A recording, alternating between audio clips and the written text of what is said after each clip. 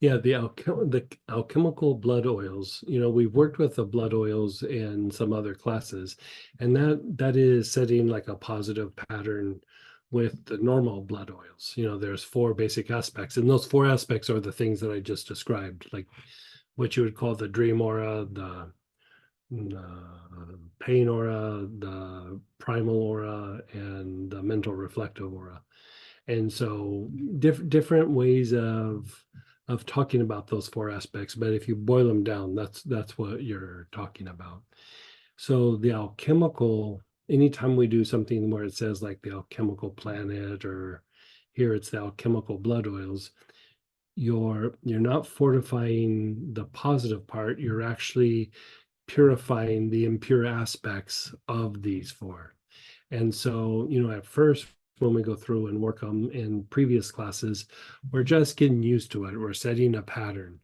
We're trying to fortify what's already there in the working material in the energy body that we can work with. But this is like going and unwinding so more light comes in. You're basically shifting from like an impure light to bringing in more of pure light. And like the thing that I was saying the other day, I think it was over the weekend, at the start we have this affirmation where we say, we're surrounded by the pure white light, only good comes to me, only good goes for me. You notice we don't just say we're surrounded by light, we say surrounded by the pure light, right? Because there is different kinds of light, and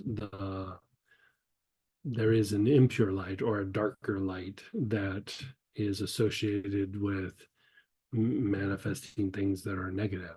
And so we're shifting out of this aspect of the impure light, and here we're looking at four kinds of impure light, and then shifting more into forming the pure white light.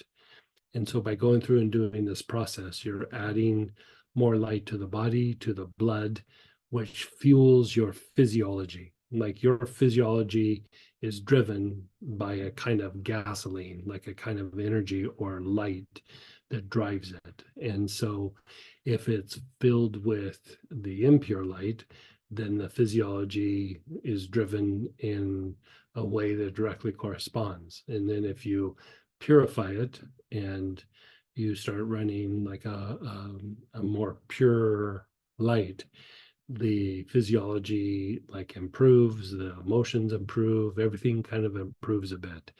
And you're starting to dissipate things that cause your suffering. Here you're looking at the suffering as being physiological issues, the body degenerating, how you process things in the dream aura, how you react to pain in the pain aura, still being held hostage by those primal patterns that we keep duplicating over and over again from our first experiences. Like say you go to school, your first day at school, and you have a bad experience, and it's very emotional. You just keep duplicating that bad experience over and over again in different situations. And so it's like you go into a new situation and you got 1 foot in the new situation and 1 foot in the old situation. So it's a way to break out of that pattern. And then the mental reflective is, you could call it like how the intuition and intellect kind of play with each other, but it's tied to certain aspects of what you would call psychosomatic issues. And so, like a lot of times stress will magnify a problem in the body, or strong emotions will magnify an aspect in the body where we might already have a weakness, but the stress or the emotions make it worse.